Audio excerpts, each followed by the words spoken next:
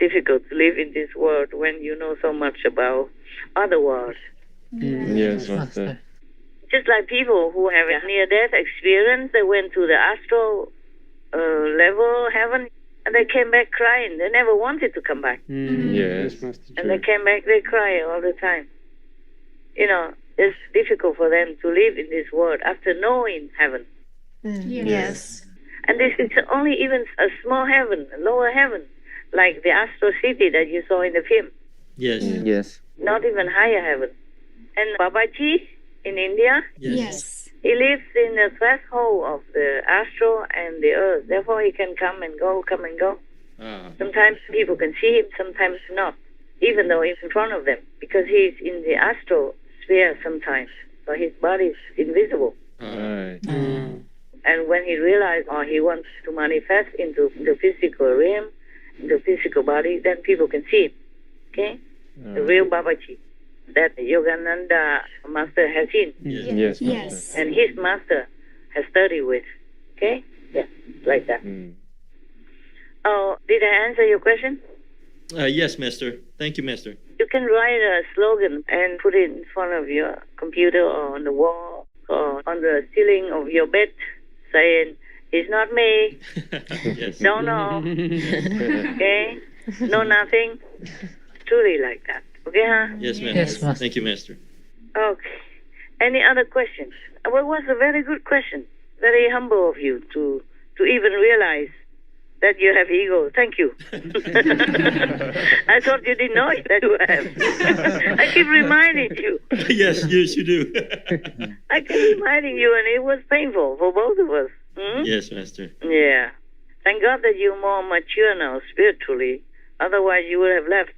Okay? Yes, Master. Thank you for that. You have improved. You have grown up. And I'm glad. Now my ego is up again.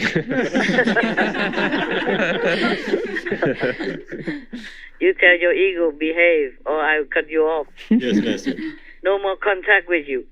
Yes, Master. How you say, excommunication. Yeah? No more communicating with your ego. Cut him off. Disown him. Yes. Yes. All right. Excommunicate. Okay. Concerning the ego, it's just very dangerous, actually. It's not just normal. Because sometimes you know it's right. But if your ego, is too big, then you don't do it. And you could even harm yourself in different situations, different levels, or different ways. Many people, because of that, they lost their lives. Just like Canaan, the son of Noah.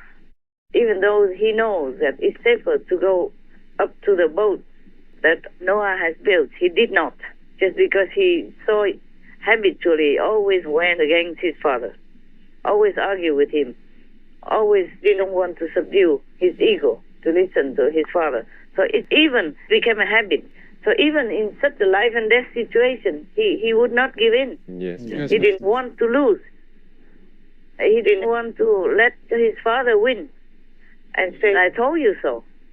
He could not lose his ego, his pride, his arrogance in order to climb up to the boat to save himself in such flooding of water and turbulence in that situation.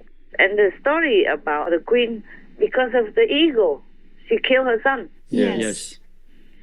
If she was a normal person, like a beggar, for example, then she would not yell or get angry like that with some stranger. Understand. But because she's a queen, how dare anybody not be humble and grateful or bow or kowtow in front of the queen, especially the queen was so generous and kind. Right.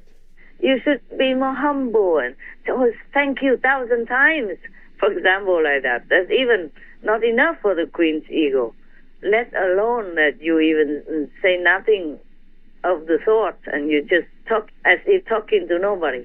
Like whatever you do is for yourself anyway. Yes, Yes, Master. yes, Master. The beggar did not say that as a means of offense or anything. She just knew it is true. And in order to repay the kindness of anybody who donates something to her, she wanted to remind them of that, the truth. But they did not appreciate it. That's the best advice he could give. You see? Yes, understand. If the queen had listened to her, or at least ignored it or thought about it, then she wouldn't have lost her first son, the crown prince, and she almost lost her life also. She collapsed. Yes. If she's not a queen and thus had so many famous and good physicians around her immediately, she would have died too. Yes. That's true. Who knows? Like a heart attack or something and cannot be cured, Oh, yes, Master. or just collapse and then don't ever wake up. So if she were not the queen, then she wouldn't have been that angry. And she wouldn't have been so proud that she was generous and kind, because she couldn't afford it.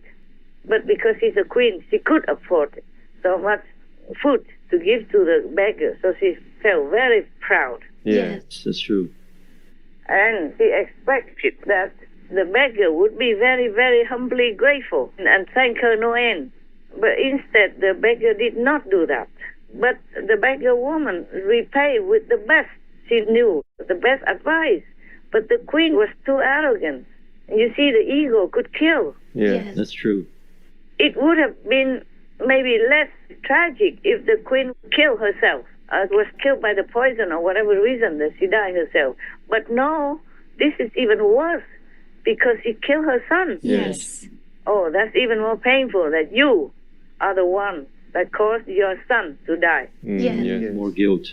And the crown prince, parents, they love the firstborn the most. Yes, Master. I'm the middle one anyway, so I stand up for myself. Anyway, the middle are often ignored, because they say the first one, they dotted on them. The middle one, they're tired, so the rest, let them live by themselves. God takes care. And they also dot on the last one. Yes. That's what they say in many countries, in Vietnam also. Okay. So this ego is poisonous. It's very dangerous. Yes. So the more humble, the safer to live in this world or to achieve anything. The beggar woman, she's poor, old. She should have known that. Not that she did not know, but she wanted to repay people's kindness with this great advice. It's a pity that they don't know, but she still has to do what she has to do. Like she has to repay people with the best she knows. She knew also the risk. She knew that people demand, expect her gratefulness. Yes. But she didn't give that because that's just not valuable enough. It could even boost their ego more. Yes. Because if this woman wasn't wise, she wouldn't have done that. She wouldn't have just say, whatever you do is for yourself. Understand. She was too wise. She was just a beggar, just like a monk or something. Not like she could not survive without. Yes, Master. She did that so that she can have more time for other things, like meditation or prayer secretly. Nobody would know. That's why she uttered such wise advice. It's a precious gift. Yes. Not a material gift, but a precious gift. Just a pity that humans are so stupid, Yes, Master. ignorant and arrogant. That's why they did not understand that.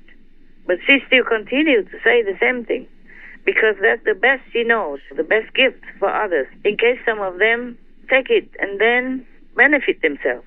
But she keeps talking to deaf ears. Yes, Master. This story is similar to many masters. They know it's almost hopeless and useless, but they still do their best because they know that's the best they can give. Yes, that's true. Because if you give somebody money or food or house or anything, these things sometimes don't last. The house could kaput, be damaged by fire or flood or storm. Anything could destroy it, Yes, that's the right. money, they could lose it. Yes. Or they could buy some bad things or wrong food and then poison themselves and die. And it won't last forever. But wise advice, sage advice, lasts forever. If they can digest it, of course, if they can understand it. But as usual, wise advice is ignored, Unfortunately, yes. unfortunately. And that's how the world became what it is. Many wise, compassionate masters came and went. And humans still are at this stage. Yes, Yes, Master. Master. And the more materially or technically developed, the more humans become arrogant. and more ignorance inside their own tiny little world. Otherwise, the technical development should be a very good advantage for us. Yes. Because without going anywhere, you can hear the sages or read the saint books, That's true.